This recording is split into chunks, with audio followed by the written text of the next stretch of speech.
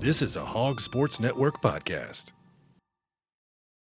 You're listening to the Whole Hog Football Podcast, bringing you the latest news, analysis, and more.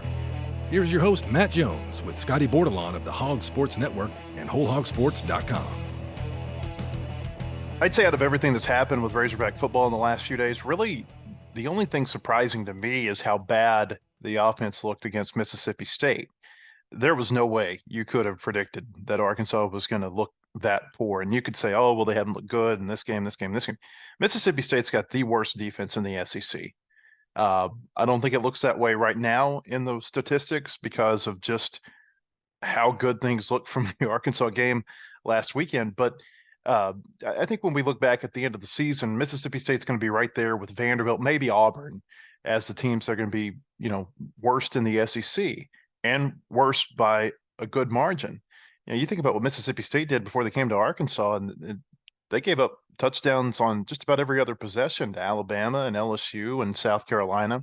And Arkansas certainly doesn't have that kind of offense, but I don't think that Arkansas's offense is nearly as bad as what it showed against Mississippi State. It was just an awful, lethargic performance by, I'd say, everyone, top down. Coaches, players, everybody has to take responsibility for that loss to Mississippi State, at least in terms of how they played offensively. The defense was great. Special teams were great. But the offense was really, really bad against Mississippi State. And so it didn't surprise me at all on Sunday when Dan Enos got fired. It's been just a really bad year offensively for this team. Lots of puzzling decisions, I think, even as you watch games. And then I was really intrigued to listen to Sam Pittman on Monday, kind of detail some of his thoughts, kind of pull back the curtain a little bit into his thoughts firing Dan Enos, talking about things like, well, we'd practice something during the week and then, well, where was it on Saturday? Well, I think as a head coach, you have to bear some of the responsibility for that. You got to get in there and you've got to say, this is what we're going to do. This is what you've been hired to do. This is what the game plan looks like, this. And so it just all comes off as really puzzling to me. Arkansas is set for 4 more games. They get the week off, thank goodness, before they go to Florida next week. The SEC announced on Monday that that's going to be an 11 a.m. Central kickoff in the Swamp. It's going to be televised on ESPN2. Arkansas's got a lot of things to figure out before they play Florida next week, and we're going to try to break it all down today. I'm Matt Jones with Scotty Bordelon and Ethan Westerman. And Scotty, I'll just start with you. Your thoughts on what all's transpired here over the last 72 hours in Razorback football. Yeah, it would have been perfectly fine if you had just kept going the whole time. No, like going back to Mississippi State's defense and what Arkansas did against it. Mississippi State gave up 28 to Western Michigan. Yeah. The week before its bye. And then Arkansas goes out and lays a total turd on offense in front of its home fans and in their first time back in that stadium in 5 weeks. And the effort, I think, especially on the offensive side and the performance, I mean, it may make people stay away the rest of the year. Like we talked before the game that the Mississippi State game would probably be a determining factor, at least in some ways, as to what the rest of the home crowds would be the rest of the year. The FIU crowd's not going to be good now. The Auburn game, people will probably show up because it's probably their best shot at winning an SEC game, but who knows? I think Auburn scored a late touchdown last week and kind of hung with Ole Miss, but I think Ole Miss kind of had that game in control. Auburn's struggling, but I don't think they're struggling as bad as Arkansas did last Saturday. And I mean, I wrote this the other day, you can look at the final box score and you can just kind of cherry pick for hours, like the ugliest stat that's on there. And one of the stats that you might not find in the final box, but you can see it in the total team stats, Arkansas doesn't have a rushing touchdown in 5 SEC games, and or doesn't have a rushing touchdown in SEC play, which is just boggles the mind. They've got 6 rushing scores in 8 games this season. The last one came against BYU, so the run game has just been terrible. The passing game the other day averaged 5.1 yards per completion, which that's just, those are like numbers when you've got a quarterback back there who's like still got the training wheels on, and that's not at all what KJ is. Um, I agree with Sam, like, and we kind of knew it without saying it, but that offense just it lost its spirit. Like it just looked like it was going out on the field like, oh man, here I guess we have to go back out there again. And that's what led to, at least partly, what led to a completely lifeless effort and showing the other day. Like it was just, it's completely unbelievable to me that Arkansas's defense in an SEC game gave up 7 points and 205 yards, and it is not the primary talking point. That absolutely blows my mind. But that's where the offense is. And with Dan Enos gone, I'm like, I don't know. I asked Sam Pittman Monday, I was like, what realistically can improve on offense? Because Dan Enos was an issue, and for whatever reason, the offense just didn't click with the guys. But he wasn't the only issue. Like they've still got problems. Bye week maybe came at a good time, but now you know, your play caller is going to be a guy who hasn't called plays in college before, and his first game is going to be in the swamp. So, um, yeah, it's a mess for sure. I just don't know how else to put it. Kenny Guyton's going to be the offense coordinator for Arkansas moving forward. He's going to be the quarterback's coach too. He's been the receivers coach for the last 2-3 years. Came in with Kendall Briles, or he had coached with Kendall Briles previously. Obviously, he played quarterback at Ohio State. They've promoted Scotty is a graduate assistant, Derek Keefe. He was a senior quality control Okay. coach on the offense, Derek Keefe. Yeah, it's hard to keep track of the analysts, quality control. They all kind of do similar work. I have seen, like when we've gone to practices in the preseason and during this season, I've recognized him. I honestly didn't when I was at practice didn't know his name, but now that And he's I been a pulled up his receivers coach bio, I previously. recognize him. Yeah, he was at Towson, I believe, yeah, the previous 2 years and played ball at Alabama for a little bit. Yeah, that's right. So anyway, that's what they're going to do personnel wise. Guyton's going to call the plays. Pittman, he didn't really say exactly if Guyton's going to call plays from the sideline or the press box. I think he did say that he feels more comfortable on the sideline, but that's going to be, again, there's a lot of moving pieces, I think, to getting ready for this Florida game. And like Scotty mentioned, you got Kenny Guyton. He's 33 years old. He's never coordinated an offense. He's never called plays. And I just feel like having him do that for the first time in the swamp, I mean, my gosh, I guess you got to start somewhere, but holy cow, in the middle of a season at Florida in that type of environment potentially, that's amazing to me. Going back to one thing you did say though, Scotty, about the Auburn attendance and what it's going to look like the rest of the year. I think a lot of that's going to be dependent on how the team looks in Florida. If they look like a different team, if they look like an inspired team, if they look like they care, and lo and behold, if they were to go out and actually upset Florida, which I don't think is really that far, out of the question. Florida's not a bad team. They're not a great team this year either. If you're ever going to beat Florida in the swamp, I would think that this year would be one of the years that you might be able to go in there and do it. And you talk about defense travels. The defense is playing well enough to win for Arkansas. They played well enough to win a lot of these games that they haven't won this season. I think LSU would be the only game where you'd say the defense didn't play real well. Maybe A&M too. A&M wasn't a great defensive performance, but then again, they only let the Aggies score, I think, 2 offensive touchdowns in that game. But I digress.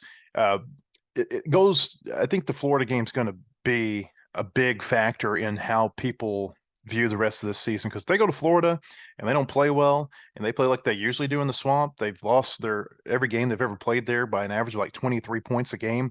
If they have that type of performance in Gainesville, people are going to check out on the rest of this season. They're not going to be in the contention for a bowl game.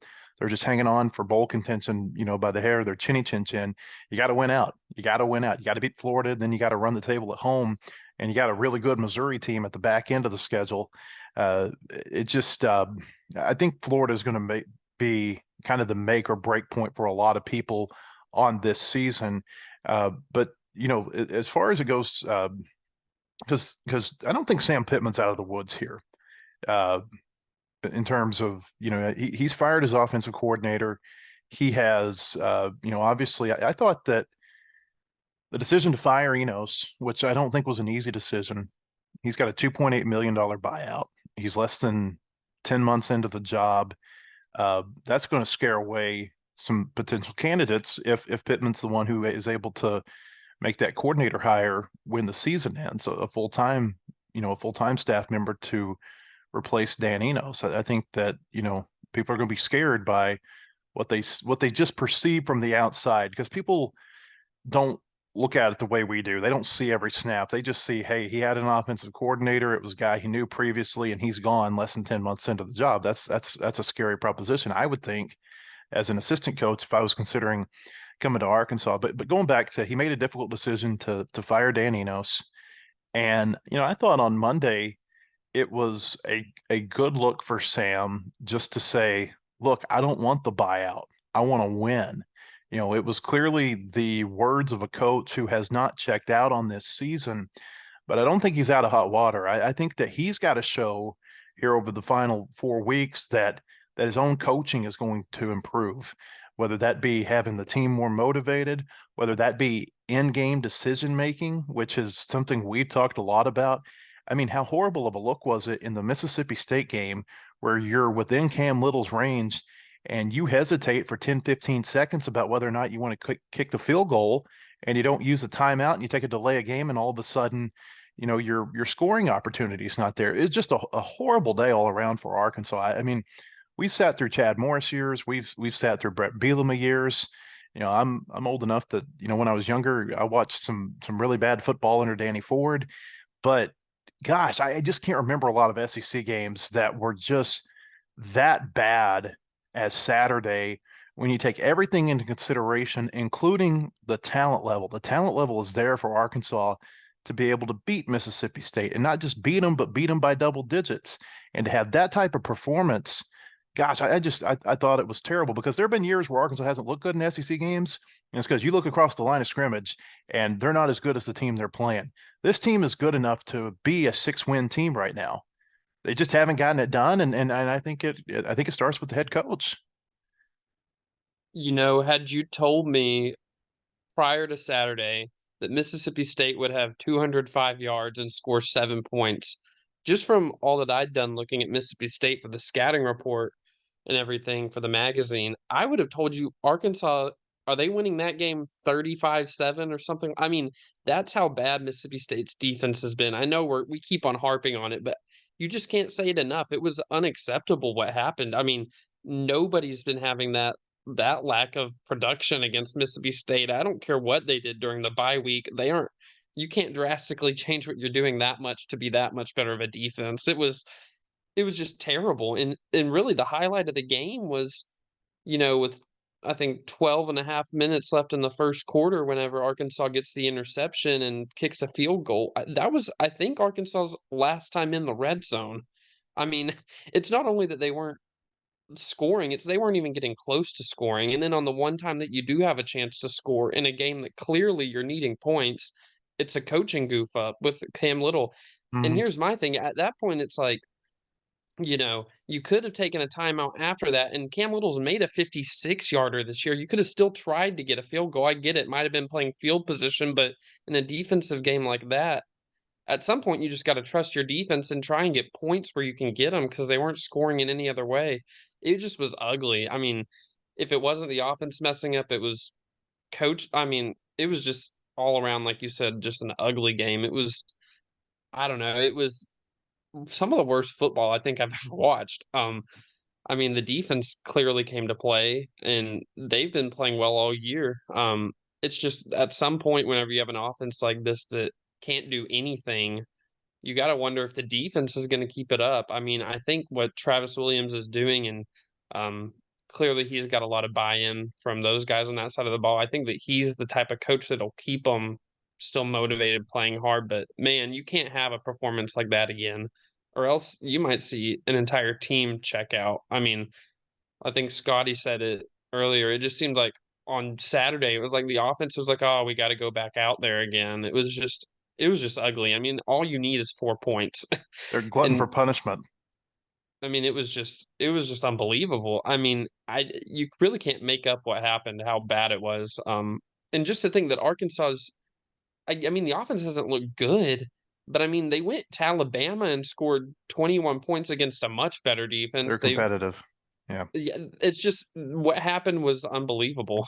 Well, I mean, I use these efficiency ratings, and you guys probably roll your eyes that I've gone off the rails with this, but Mississippi State was 3 times worse efficiency than Alabama, and Arkansas offensively at Alabama was 3 times better, if not more. I mean, probably about 6 or 7, 8 times better actually against Alabama than it was against Mississippi State. It just it boggles the mind. There's not a greater statistical anomaly this year in the SEC, I think, than Mississippi State playing that well defensively. You're not going to see it again. They're going to play Auburn this week.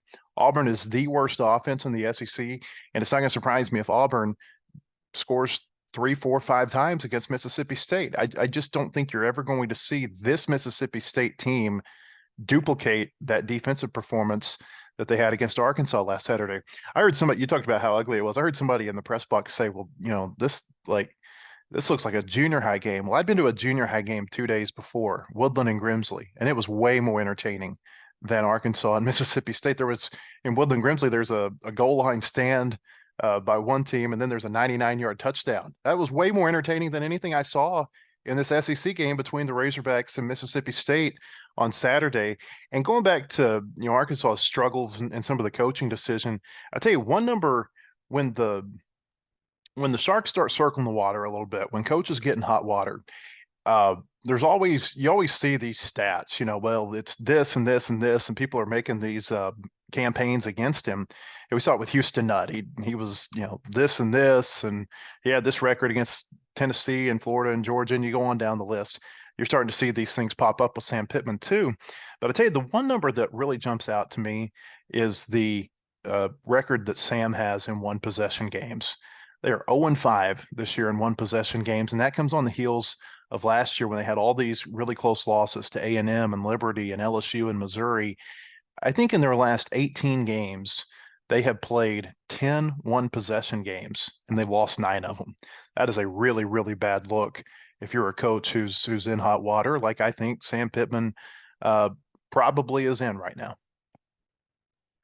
Yeah, I don't think I got by the internet the other day, but I believe I saw a graphic where Arkansas has given up at least 4 sacks in like 6 straight games, and it's like the longest streak in like the last 20 years. I could be misremembering those numbers, but I do remember seeing a graphic. And I saw on social media the other day too that people were like comparing the Arkansas Mississippi State game to that 3-2 game that Mississippi State and Auburn played all those years ago. I don't remember what year it was off the top of my head. But man, buddy, that's not good company to be in at all. It's just, yeah, I think we've said it. It's mind-boggling, brutal, tough to watch. Like, after so many, I think almost every series, Matt, I looked over at you and I said, this team gets into third down quicker than any offense I've ever seen. And a lot of times it's 3rd and 8, 3rd and 9, 3rd and 11, 3rd and 14. And it's like they just can't get out of their own way. It's crazy. You talk about 3-2. The game that I was thinking about was 9-5. Arkansas lost to Baylor. I think it might have been their last Southwest Conference game in Fayetteville. It was in 91. But at least that game you had snow coming down. It was like 20 degrees outside. This one, it's a picture perfect day. You shouldn't be struggling like that offensively. It boggles the mind what we saw on Saturday.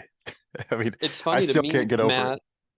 I was gonna say it's funny to me. You've been saying all year it's been some ugly average football. Saturday there was nothing average about that. That was just ugly bad football. It made me want to throw up.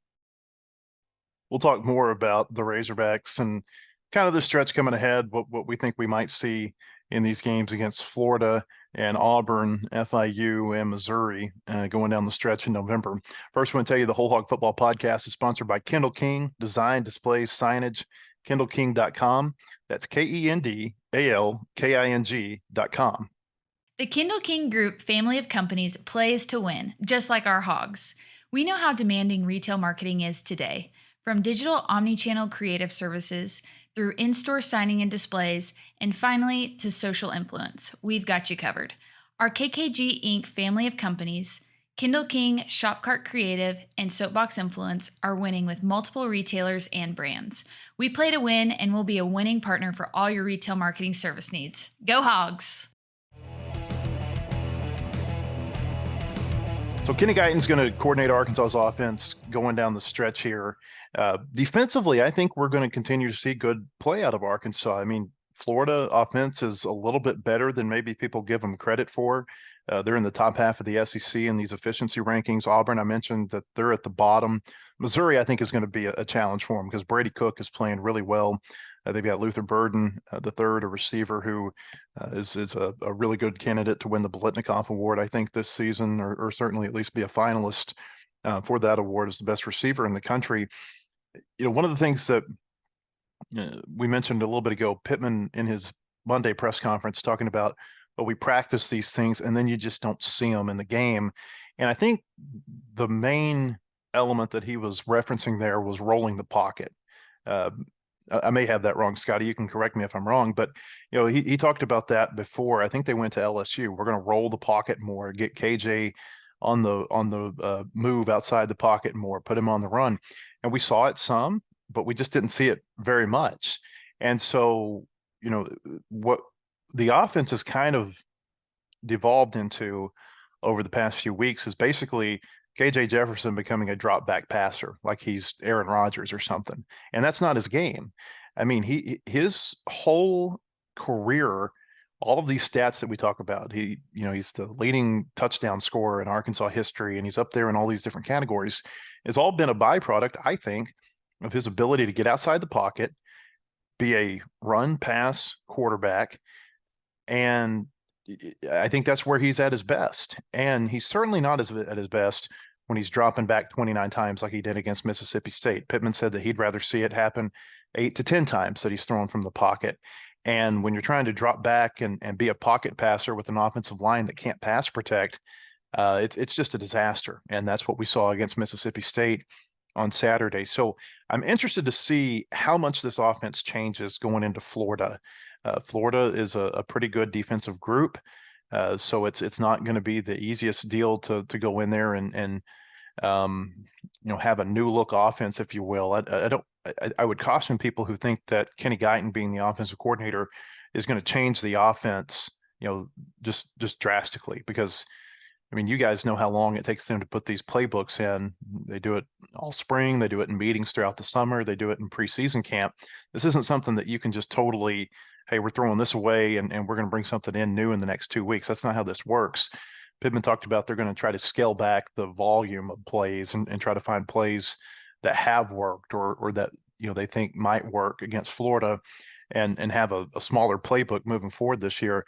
But I'm interested to see just how much KJ gets out of the pocket against the Gators, because to me, and I've talked about this a number of times, whether it be on this podcast or in the keys that we write for our website, it just feels like that has been one of the main things that has been lacking from this team, because this team was supposed to be strength on offense, and the strength on offense was the play of its quarterback, and its quarterback strength was getting outside the pocket. And you kind of see, like, when one doesn't happen, the other things don't happen. And I think that's one of the reasons where the Razorbacks are where they are right now. Yeah, it was kind of crazy to me yesterday when I asked Sam about, you'd mentioned several times in weeks past that you wanted to roll the pocket and didn't really do it. Like, it may have materialized a few times, but it wasn't something that was like, oh man, it looks like they're making a real concerted effort to do this. And Sam was just like, yeah, we practiced it. We just didn't do it. And it seems like a lot of hard-headedness from And he Dan. gave that look. He gave that look when he said it. He just kind of threw up his hands like, yeah, you understand what I'm saying? I can't really say it, but you see what I'm saying right. here? Yeah, it was absolutely one of those. But I think at a certain point, though, like, it almost made me think that Sam was saying that we need to roll the pocket on like Mondays, and then when we would talk to him on Wednesdays, like with the hopes that Dan would listen to the video and kind of take a hint from that.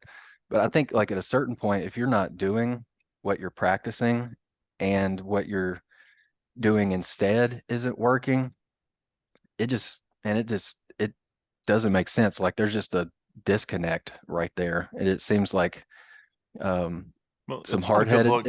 it seems like some hard-headedness, and then you would think at like some point Sam would be from where he's standing kind of sick of another drop back, and he would maybe like micromanage a little bit and be like, hey Dan, we practice this one thing and now we're not doing it. They did try it, I feel like early in the game, before Cam Little came out for his field goal, and the play just didn't work. KJ threw short of Ty Washington on that, but it wasn't one of those things where it was like, yeah, we tried it a bunch and it just, it didn't, the success that we thought it would bring didn't really happen. It was just like, we'll try it a few times, and if it works, we may come back around to it at some point. But I think letting KJ at this point, with as much as he's been beaten up, I would imagine that's taken a toll on him mentally. And then when he's in the pocket, he's probably seeing ghosts a little bit, when he does have a clean pocket, and he may not have, sure feet, or, his mechanics may not be proper to, step into a throw downfield, which is something that we haven't seen a whole lot of this year. But yeah, I mean, he's got 7 picks this year. So something's going on with him mentally, I would imagine, having been hit as much as he has this year.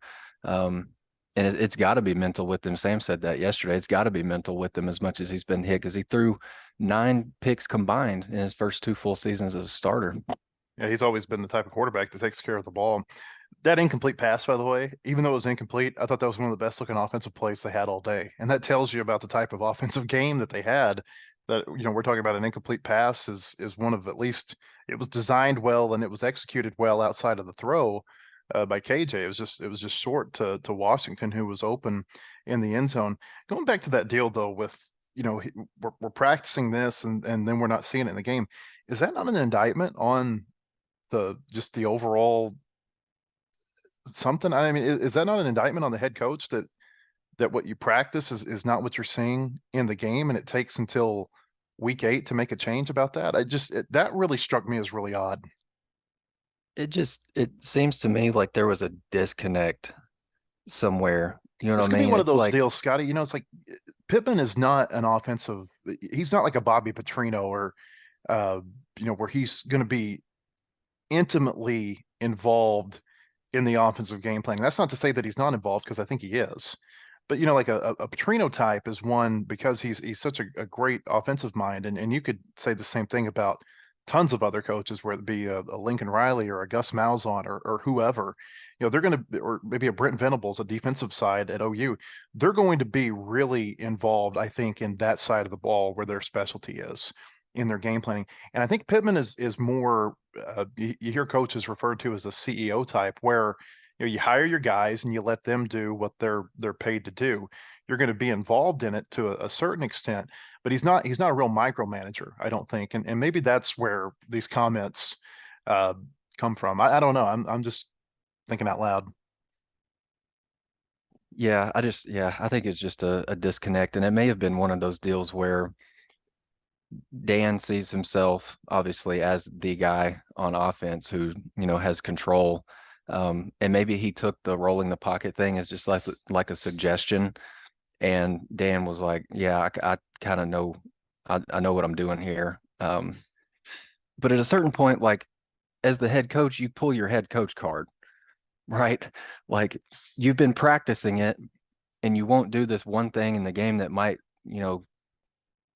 help your quarterback not get hit for a change, and you won't do it. It just, I don't know. I feel like this whole podcast has just been Therapy. talking about things that are just mind-boggling to me. Like Sam could have just been like, Dan, call the plays that help KJ get outside the pocket, and let's keep him on his feet for a couple of plays for maybe the first time this year. Like, I don't, maybe make a suggestion like that, but at some point I would think that, yeah, Sam definitely needed to pull that head coach card.